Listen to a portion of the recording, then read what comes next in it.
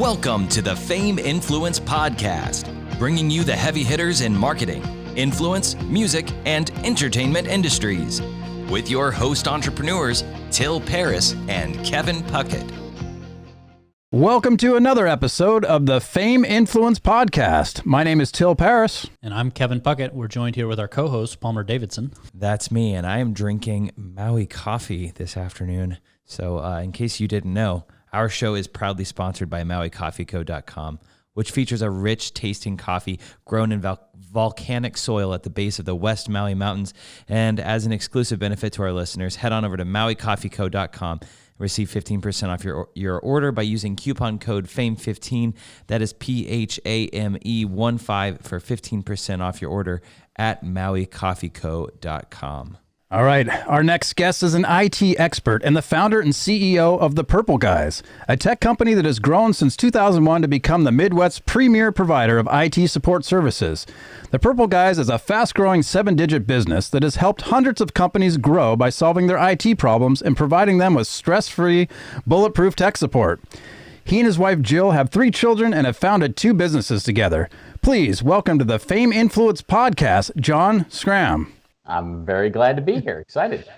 So we've heard a little bit about what you do, Jon, but tell us why it's influential. Well, anybody that's sat down to their computer and had a deadline and all of a sudden they can't get logged in knows how influential technology and having access to fast and friendly tech support can be. That's right. Yes. Yeah, we've got 6,000 or so folks that we support across 200 small businesses. So I say at every staff meeting that when we do our job well, we can really have a positive influence on the entire community. Someone's going to have a better day. They're going to be more productive. Right now, they're going to be more productive at home, which means they're going to be nicer to their kids. And it's just going to keep them connected. So massively influential now, even more so than it was before. I appreciate how you're taking in the full context of the person and like kind of it. I feel like that's probably, correct me if I'm wrong, probably tying into the vision of your whole business. It's like seeing how that one ripple of you helping them makes everything better moving out from there. So I really appreciate that. Yeah, thanks. And I would say that, and our team would probably disagree with this a little bit, but I would say that, there's 80% of our job is the customer service aspect and 20% is the actual technical knowledge. Yep. Our team prides themselves on being able to fix everything technical, but we look for folks that are wired to have a customer service attitude. Now, they do ultimately have to fix the tech stuff, but a lot of times it's not a technical issue. So how has COVID affected the Purple Guys and what have you done to calibrate? COVID was a tidal wave. So again, we've got roughly 6,000 people pre-COVID. About 600 of those folks were set up to work remotely. In the first 2 weeks of COVID, all 6,000 got set up. So we had this massive, you want to talk about having influence and being productive. I mean, the stories that came out of that were phenomenal. I was blown away at how the team handled it. Our ticket volume literally quadrupled overnight. Everybody that could help pitched in and helped. And in 2 weeks, we had roughly 6,000 people set up to work from home. Now, it wasn't perfectly smooth, but we did get it done. It was amazing. And since then, and we went remote as well. So we were actually already set up to do it because, we got ice storms periodically in here in Kansas City. So we had that stuff ready to go. But a lot of our customers didn't. So getting all of that done in a really short time frame was phenomenal. So that was the initial impact of COVID. And then how it's changed going forward, work from home is here to stay. The remote workforce in some flavor is going to remain expanded for a long period of time. So the connectivity, how do you stay productive at home? What do you really need to have to be effective on a Zoom call or whatever platform you're using? Those things it's going to be part of the landscape of every business now. Well, it's interesting that you brought that up because that was actually my next question. I was curious to know, from your perspective, seeing the transition that's just happened this year, how do you envision the future of your marketplace continuing to evolve as we continue post-COVID, whenever we get post-COVID? I think the post-COVID world is going to look a lot like remote meetings instead of in-person meetings, what kind of headset and mic we're going to get. And we've gotten a lot of those questions like, hey, my headset doesn't work. Well, it's not plugged in. That may be why it's not. That is the answer sometimes to a technical question is it plugged in and turned on? So the post-COVID, I think it's going to remain distributed. So supporting the distributed environment. And if you talk to tech folks, centralizing things makes them easier to control. When you decentralize, it tends to add a whole bunch of new variables. So the keeping people secure while they are working remote has been a huge thing. We've put out a lot of educational materials around that because people were apt to click on things they shouldn't click on before COVID. And now that they're so distracted and they're at home and they just got back from teaching their kids, first grade lessons, and they sit back down at their computer like, oh, that's interesting. They click. They wouldn't have done that had they been in their office. So we've seen a lot more bits of malware and stuff getting into people's computers and networks. So that's all the new landscape. Getting back to the basics IT, I mean, obviously usernames of admin and passwords of admin, and then changing that to admin and your password being password. These are probably common challenges, but I love how you said it's probably 80 to 90%. It's customer service. People are calling up extremely frustrated. They're on a deadline. They're trying to get in a meeting, and they feel this just massive sense of urgency, and I would imagine in some cases embarrassment that they can't figure out how it's going. Of course, they want to blame the computer, the person on the other end. So, I mean, customer service is a major aspect of that. Describe to me your process for getting the right person to really be a leader in this industry and not just another IT service. The process that we follow, and to give a brief history of kind of how Purple Guys came about, I was actually a customer of this business with my last company. You talked about I've launched a couple. So I had an IT staffing business before this, and that grew from 0 to 90 people in 4 years. And I used to be technical, so I was also the internal tech guy as well as the president of the company. And I wound up outsourcing my tech support because I just didn't have time. And I thought I was hiring tech support, and I liked the model.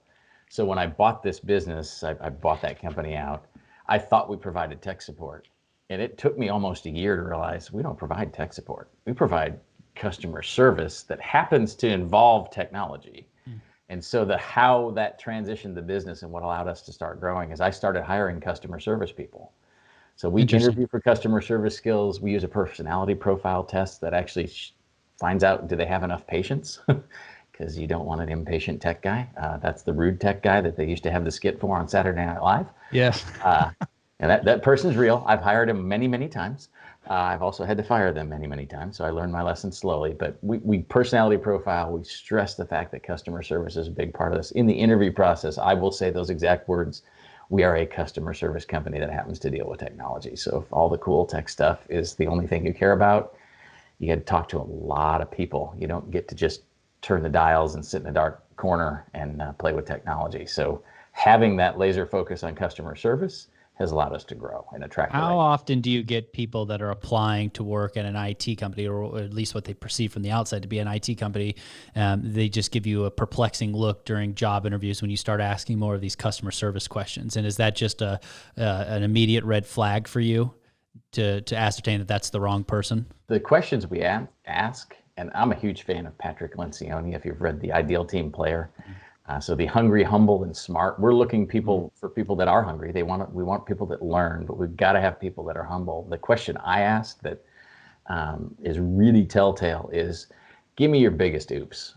And every tech person has clicked on something that blew the whole network up, like took everything down. Everybody has that story if they've been in technology for any length of time. And what I want to hear is I want to hear them tell me the story, and I want to hear them own it. Like, yeah, I should have done that. Here's what I learned from it. If I hear a bunch of we and they and like, nah, you're not it. You're gonna blame everybody but yourself, and you're not gonna take ownership. So that's the most telling question to me is, are they gonna take ownership for solving the issue, even when the issue isn't their problem? Because it's not their problem, because someone's calling in.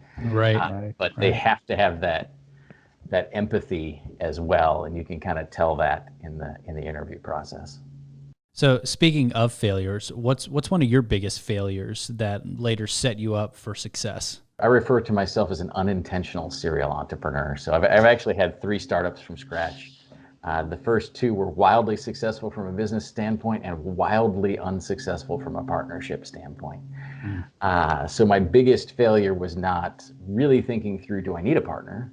Or thinking through do I need someone else's money?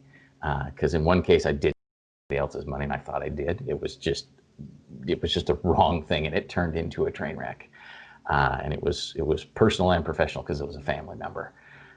So my biggest failure was that, and just not really thinking through and planning. Now, I've had partners in and out of Purple Guys, and actually I've got partners right now. So I've had periods where I had partners, periods where I was the only owner, and I've brought new partners in. These guys are phenomenal, but I've learned, I'm a slow learner, so it took me the third time around to figure it out. But picking partners, if you do have a partner, and figuring out whether you need somebody else's money, those are big lessons that I've learned.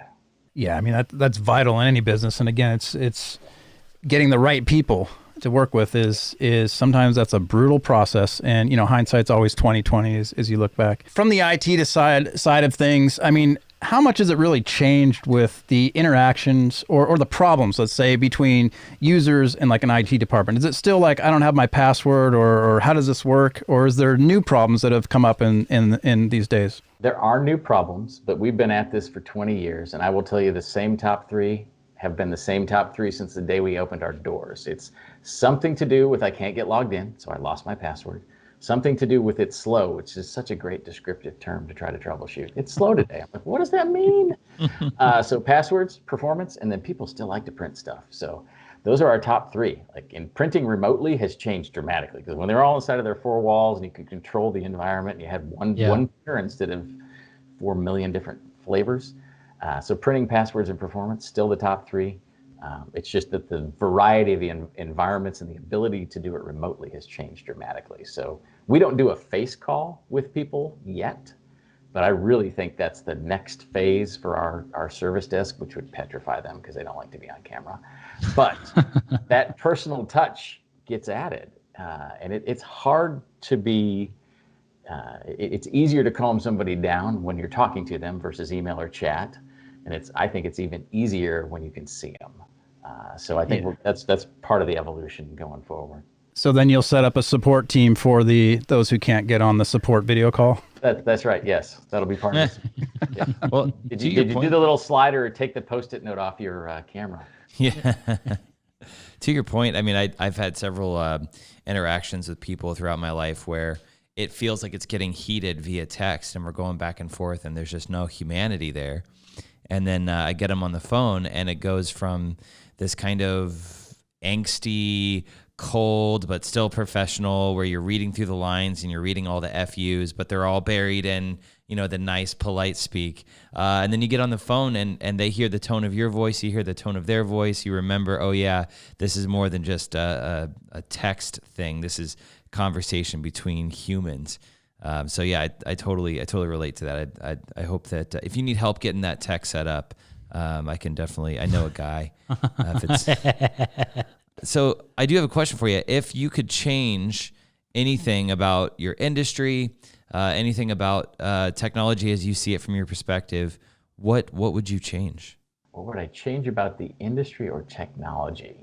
Yeah, just like with a snap of a finger. No effort required. You just... Something that really pisses you off on a daily or weekly basis that you see in your industry, where you're just thinking to yourself, wow, if I could be, what was it in the Avengers, the guy? Thanos. Yeah, Thanos. And just bam, it'd change. I would remove what you just talked about, the reading between the lines. I'm like, just pick up the phone and call. There is such a hesitancy. And again, we hire customer service, patient folks, but there's still this hesitancy. They read something like, oh, this person's really mad, I can't pick up the phone and call.